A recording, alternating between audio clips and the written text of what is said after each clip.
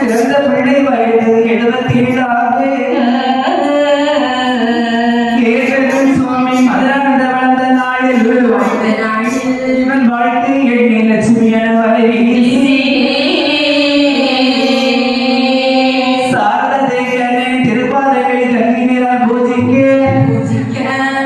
அன்னை ஜபம் செய்து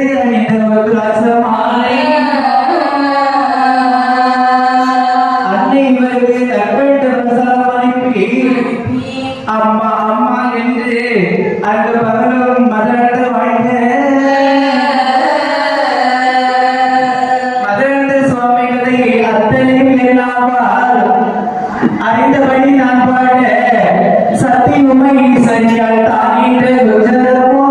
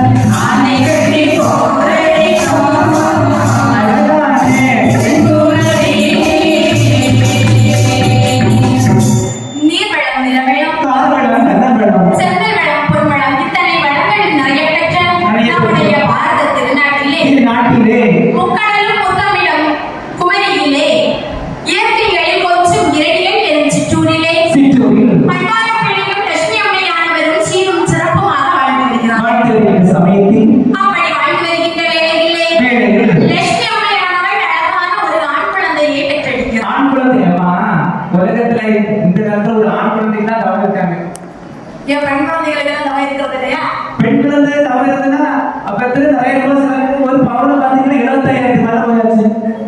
அப்படி எல்லாம் இல்ல, பெண்ணா இருந்தாலும் பொறுத்தாயா. சரிதான், எப்படி அழகான ஆண் குழந்தை பெற்றெடுக்கின்றார்கள். பெற்றெடுத்த பிள்ளையை எப்படி தாளாட்டுகிறார்கள், எப்படி தாளாட்டுகின்றார்கள்.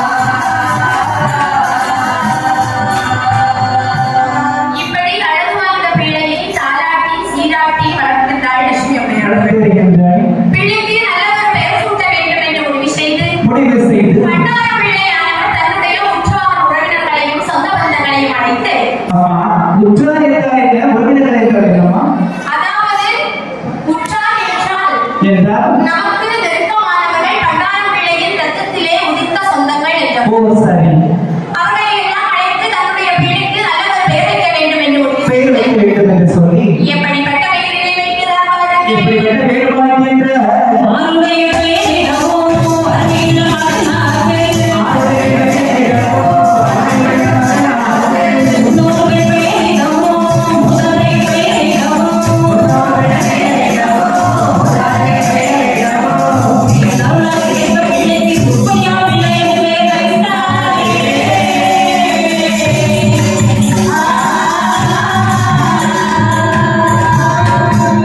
பெற்றெடுத்த பிள்ளைக்கு சுப்பையா பிள்ளை என்று பெயர் வைத்து பெயர் வைத்து நாடொரு மேனியும் பொழுது வண்ணமுமாய் வளர்க்கிறாள் லட்சுமி அம்மா. ஆமா நாடுகளை பொழுது வேண்டுமா என்று சொன்னால் அதாவது முத்தி தவம் கிடந்து 300 நாள் சுமந்து சுமந்து அன்பின்பவராய் சிவனை ஆதரித்து தொன்னிச்சேரி சுமந்து பெற்ற பிள்ளை. ஓ அதான் நாடுகளை பொழுது வேண்டுமோ அவனை வட்டிலிலும் தொட்டிலிலும் மார்பிலும் தோட்டிலும் போட்டு வளர்க்கிறாள் அன்னையானவள். வளர்த்து வருகின்ற வேளையில் பிள்ளைக்கு 5 வயது ஆனது. 5 வயதா அம்மா எனக்கு 5 வயசு ஆயிட்டா உடனே லட்சுமி அம்மையானவள் என்னம்மா சொல்லுகின்ற தன்னுடைய மகனான சுப்பையா பிள்ளையை அழைத்து அழைத்து மகனே சுப்பையா பிள்ளை என்னம்மா உனக்கு 5 வயது ஆகிறதப்பா. அப்படியாம்மா நான் இப்ப என்ன பார்த்தா சின்ன குழந்தை போல இருக்கம்மா 2 வயசு கூட ஆகல 5 வயசு கூட ஆனால் நீ பள்ளிக்கு போக வேண்டும் என்று சொல்லி அம்மா பள்ளி அது மட்டும் தவிர பள்ளிக்கூடத்து மட்டும் நான் போக மாட்டேன் அப்படியெல்லாம் சொல்லக்கூடாதப்பா. ஏம்மா நான் இப்ப வீட்டுல இருந்தேன்னா அப்பா முட்டாய் வாங்கி தருவாரு எல்லாம் வாங்கி தருவாரு பள்ளிக்கூடத்துக்கு போய் யார் வாங்கி தருவான்னு சொல்லு நீ பள்ளிக்கூடத்திற்கு போய் திரும்பும் பொழுது உன்னுடைய தந்தையானவர் முட்டாய் வாங்கி வைத்திருப்பார் என்று சொல்லி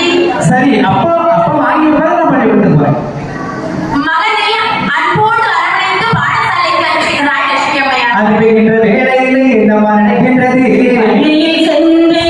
பள்ளியில் சென்று படித்து வருவாய். பாலையா கண்மணி. பாலையா பள்ளியில் பலகைகள் உண்டடா. பாலையா பள்ளியில் பலகைகள் உண்டடா.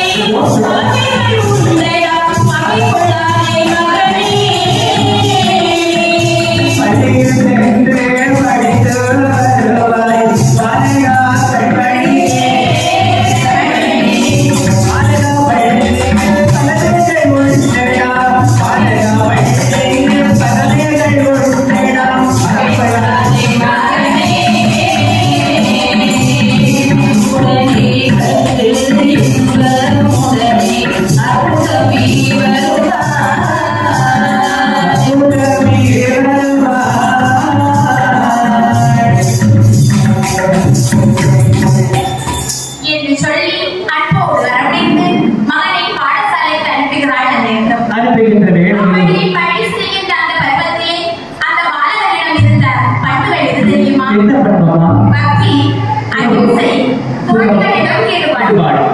அது மட்டுமா சிறுவயதிலே தேவாரம், திருவாசகம், கீதை என என்ன இந்து சமயத்தின் அடிப்படை நூல்களை எல்லாம் அறிந்து வைத்து விட்டான் அந்த பாலகன். அதாவது தெரியாத நூல்கள் இல்ல அத சொல்றீங்க ஆமா, அப்படி இருக்கும் பொழுது இருக்கும்போது வீட்டிற்கு முன்னால் ஒரு பஜனை மண்டபம் ஒன்று இருக்க,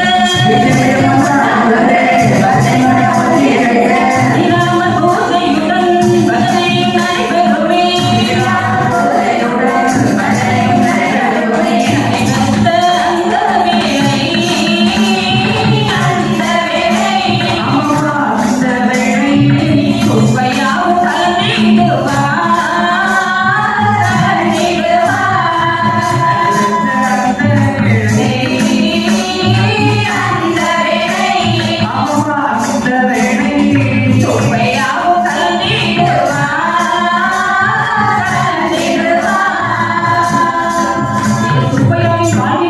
முதல் தாக்கத்தை ஏற்படுத்திடுமாமே.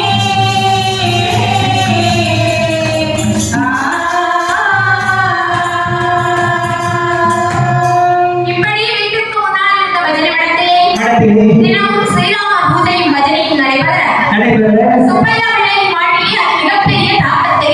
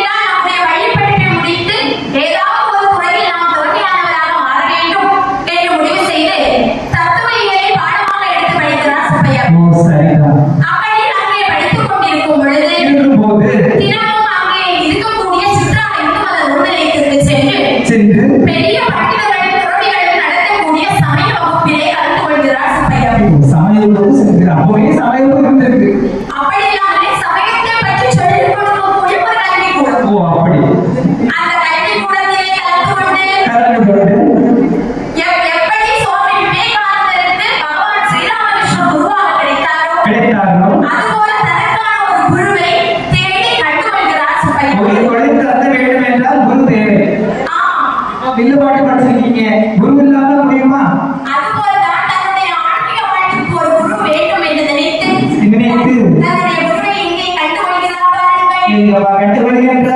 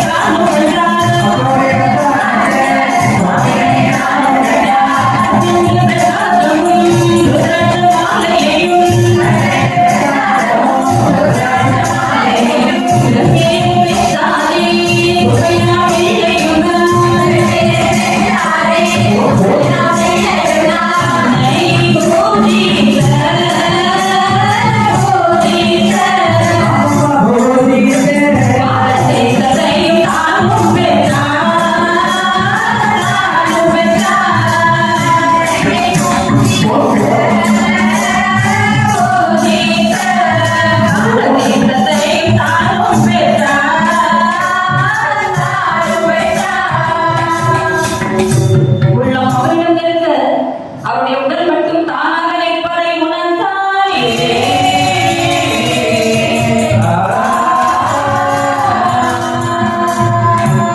இப்படி தன்னுடைய 18ஆம் வயதிலே இலங்கையிற்கு அருகில் உள்ள ஒரு கடைத்தெருவிலே இரட்டைகள் சொல்றோம் அப்படிதானம்மா?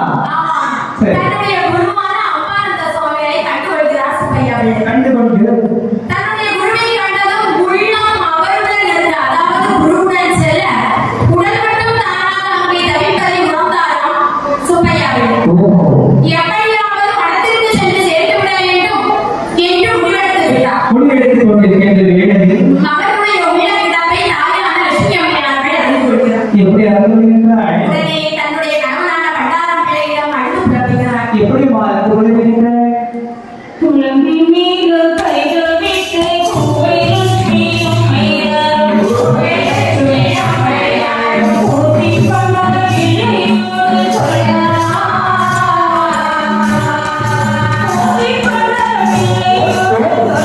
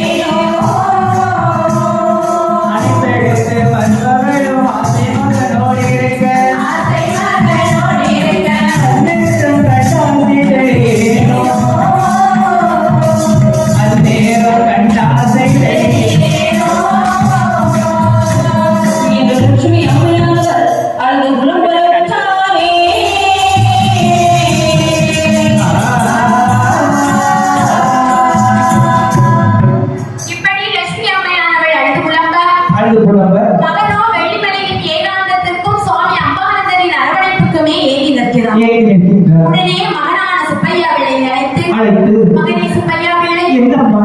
நீ கண்டிப்பாக மடத்திற்கு போகதான் வேண்டும் அப்பா. அம்மா நான் கண்டிப்பாக மடத்துக்கு தான் போவேன். அப்படியெல்லாம் சொல்லக்கூடாதப்பா. அம்மா நல்ல காரியங்களை செய்ய வேண்டுமே, ஆனால் வீட்டிலிருந்து செய்தால் நடக்காது. நான் மடத்திற்கு சென்று துறவியாக தான் இருப்பேன் அம்மா. ஐயோ, எப்படியாவது இறை அனுபவம் தனக்கு கிடைக்கும். அந்த இறை அனுபவத்தின் மூலமாக நான் மடத்திற்கு சென்று சேர்த்து விட வேண்டும் என்று சுப்பையாவை நினைத்துக் கொண்டிருந்த வேளையில் அங்கே அவருக்கு இறை அனுபவம் எப்படி தெரியுமா வந்தது? எப்படி ஆசிரமத்திலே தொடங்கப்பட்ட ஆரம்ப பள்ளிக்கு ஆசிரியர் தேவை. ஓஹோ. ஆனால் இந்த அரசாங்க உத்தியோகம் இவருக்கு நிறைய வந்த போதும் அதையெல்லாம் விட்டுவிட்டு இவர் ஆசிரமத்திற்கு போக வேண்டும் என்று நினைத்தார். அந்த காலத்துல அரசாங்க வேலை வீடு தேடி வரும். இப்ப நம்ம போனாலும் கிடைக்காது. கரெக்ட் சரிதானம்மா? சரிதான் சரிதான். என்று தாயான லட்சுமி அம்மையாரை நினைத்துக் கொண்டிருக்கும் அந்த வேளையிலே மகனோ மடத்திற்கு சென்று துறவியாக வேண்டும் என்று முடிவெடுத்தே விட்டார். மடத்திற்கு போக வேணும்,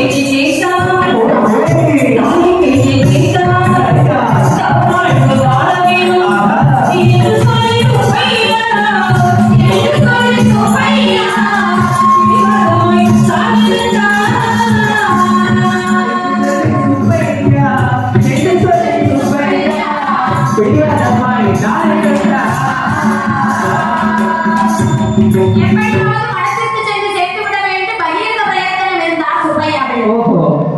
அன்பாக சொல்லி பார்த்தாள் அன்னை. அதட்டி பார்த்தாள் அன்னை. எதற்கும் மயங்கவில்லை சுப்பையாவை. ஓஹோ. மிகப்பெரிய அரசாங்க உத்தியோகத்திலிருந்து கடிதங்கள் வந்த பிறகும் வந்த பிறகும் அதற்கும் மனமாறவில்லை சுப்பையாவை. ஓ சரிதையோ. யார் அசைச்சாலும் அவர் அசையல. ஏன் தெரியுமா? ஏன்? மண்ணையும் பொன்னையும் ஒன்றாக கண்ட பகவான் ஸ்ரீராமகிருஷ்ணரின் பரம்பரையிலே சேர்ந்து விட வேண்டும் என்பதே அந்த பாலகனின் விருப்பமாக இருந்தது. ஓ அப்படி விருப்பமா இருந்திருக்கு. உடனே தாயான லட்சுமியானவள் என்னம்மா செய்ய? மகனே சுப்பையா பிள்ளை, என்னம்மா? காவி உடையணிந்து ராசியாத்திரை போக உன்னை பெற்றெடுத்தோம். அம்மா எப்படி இருந்தாலும் நான் அன்னைக்கே சொன்னேன், நான் மடத்துக்கு தான் போவேன். எந்த ஆடை எடுத்தாலும் என்ன, எனக்கு இந்த காவி ஆடை தான் பிடிச்சிருக்கு, அதுக்கு தான் நான் போவேன் என்று சுமையப்படை சொல்றேன். எல்லா பெற்றோரையும் போல எங்களுக்கும் ஆசை இருக்காதா? மகனுக்கு கல்யாணம் செய்து மருமகனையும் பேரப்பிள்ளைகளையும் பார்க்க வேண்டும் என்று. அம்மா எனக்கும் மன வாழ்க்கை வேண்டாம். நான் அன்னைக்கே சொன்னேன், இனிமேல் அதை பத்தி பேச வேண்டாமா, உங்களை நான் நல்லபடியா கவனிச்சு சொன்னேன் என்று சொல்லி சுப்பையா பிள்ளை நேராக மடத்திற்கு வந்து சேர்ந்தே விட்டார். அப்படியே வருகின்றார் மடத்திற்கு. அப்படி மடத்தில் சேர்ந்த சுப்பையா பிள்ளையானவர் ஆனவர் தன்னுடைய குருவான அம்மானந்த சுவாமிகளிடம் அருளாசி பெற்று அருளாசி பெற்றுக்கொண்டு மதுரம் என்ற இனிமை நிறைந்த சுவாமி மதுரானந்தர் என்ற பெயரை சூட்டிக் கொள்கிறார். இப்பொழுது சுப்பையா பிள்ளையானவர் சுவாமி மதுரானந்தராக மாறிவிட்டார். முழுசா மாறிட்டாங்க. தான் பெற்ற ஆன்மீக செல்வங்களை நல்லாக்கி கொள்ள வேண்டும் என்பதற்காக கொள்ள வேண்டும் என்பதற்காக எப்படிப்பட்ட தவவாழ்வை வாழ வேண்டும் என்று முடிவெடுக்கிறார் பாருங்கள். இப்படி வாழ பாருங்கள். காத்திடிக்கு மனமூடி, மனமூடி, கரையுண்டு தோழியுமா, தோழியுமா, மனமூடி,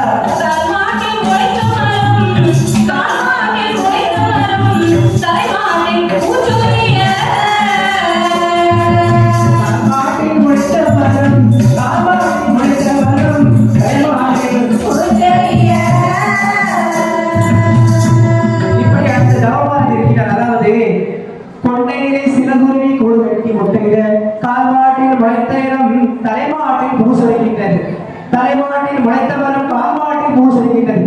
இப்படி காற்றென்றும் மழையென்றும் பாராமல் இந்த மதுராந்த சுவாமியானவர் தவம் இருக்கின்றார். எப்படி வால்மீகி முனிவர் தவம் இருந்தாரோ அப்பா அதுபோல ஒரு தவ வாழ்க்கையை வாழ வேண்டும் என்று சொல்லி ஈத்தாமணியில் இருக்கக்கூடிய கோவை சுவாமிகளின் சமாதிக்கு சென்று அங்கே தவ வாழ்வு மேற்கொள்கிறார். எப்படிப்பட்ட தவ வாழ்வை மேற்கொள்கிறார் பாருங்கள். எப்படிப்பட்ட தவ வாழ்வு என்று சொன்னால் கன்னியாகுமரி மாவட்டத்தில் ஈத்தாமணி ஊரிலே கோவில்சாமி சமாதியில் மௌனவிரதம் காத்திருந்தார்.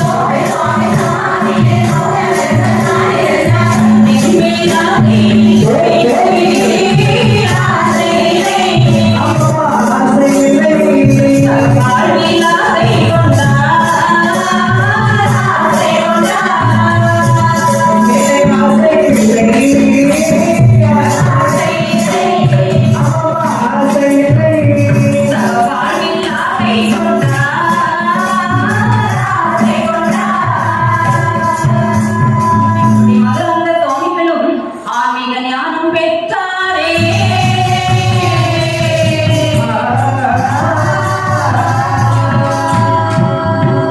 இப்படி சுவாமிகள் பெற்ற ஆன்மீக அனுபவங்கள் ஏராளம். கன்னியாகுமரி மாவட்டத்தில் ஈத்தாமணி என்ற ஊரிலே 3 வருடங்கள் மௌன விரதமும் பணத்தை தொடாமலும் வாழ்ந்து வருடம் 3 வருடங்கள் தவவாழ்விலே இருக்கிறது. அப்படி தவவாழ்விலே இருந்ததால் சுவாமிஜிக்கு கிடைத்த அனுபவங்கள் ஏராளம். என்னென்னம்மா? காலத்தின் நெருங்கிகிறது ஒரு சிலதை மட்டும் இங்கே கூறலாம் என்று நினைக்கிறேன். சொல்லுங்கள். அதாவது உத்தரகாசியிலே ஒரு முறை சுவாமிகள் வேத நூல்களை குறித்து படித்துக் கொண்டிருக்கும் பொழுது அந்த பாடல்களின் பொருளானது சுவாமிகளின் மனதிலே பதியவே இல்லை. அப்படி பதியாமல் இருந்தபோது ஒரு நாள் அதிகாலையிலே எழுந்து உட்கார்ந்து சுவாமிகள் தியானத்திலே ஆடினார்.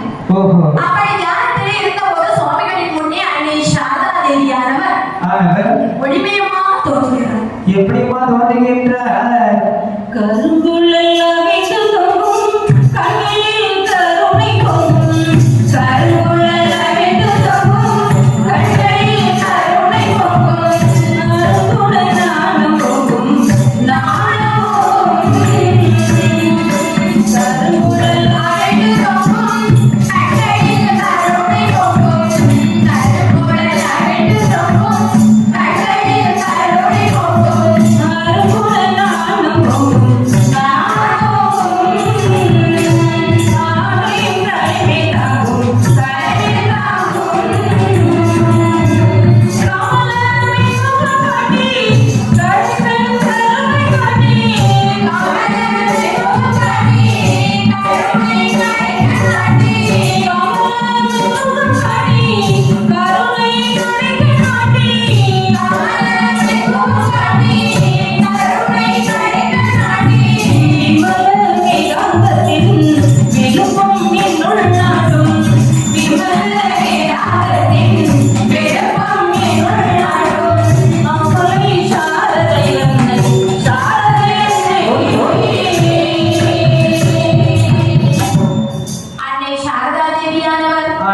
சுவாமிகளின் முன்பே ஒளிமயமாக தோன்றி தன்னுடைய அந்த கடைக்கண் கண்மணிகளை அட்டியவுடனே அந்த வேத நூல்களின் பொருட்கள் எல்லாம் சுவாமிஜிக்கு அப்படியே மனதில் பதிந்து விட்டார். அது மட்டுமா? அது மட்டுமல்லாமல் கைலாய பர்வதத்திலே சுவாமிகள் இருக்கும் பொழுது அங்கே சிவனும் பார்வதியும் அப்படியே வீட்டிருக்கின்றார்கள். அதே கைலாய பர்வதத்தில் சுவாமிகள் இருக்கும்போது தான் சிவனும் ஒன்று என்கின்ற நிலையை அடைகிறார். எப்படி பாருங்கள். எப்படி அம்மா? சித்தமெல்லாம் எனக்கு சிவமயமே இறைவா. சித்த கரங்களுக்கு இறைமயமே. சித்தமெல்லாம் எனக்கு சிவமயமே.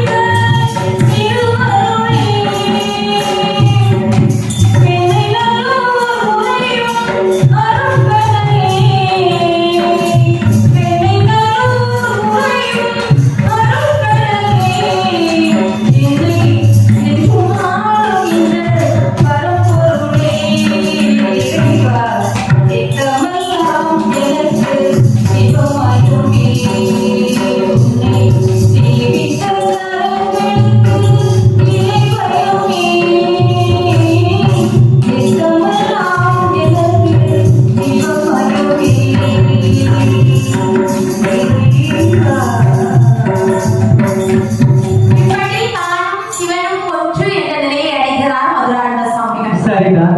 தான் செய்த தவமும் தவத்தின் பலனும் ஒரு புறம் இருக்கு. மறுபுறமோ கன்னியாகுமரி மாவட்டம் கன்னிமேரி மாவட்டமாக மாறாமல் இருக்க வேண்டும் என்பதற்காக